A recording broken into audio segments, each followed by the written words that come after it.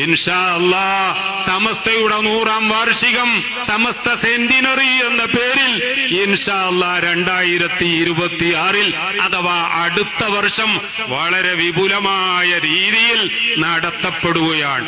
ഈ കൂർഗിനെ സംബന്ധിച്ച് പ്രത്യേകിച്ച് മുസ്ലിമീങ്ങൾക്ക് പറയാനുള്ളത്, ഈ Coorg is A inseparable part of cultural and religious Kerala എന്നാണ്. ഞാൻ കേരളത്തിന്റെ ഭാഗമാണ്, ഈ കൂർഗ് എന്ന് പറഞ്ഞു എന്ന് വിവാദമുണ്ടാക്കാനല്ല ഞാൻ പറഞ്ഞത്.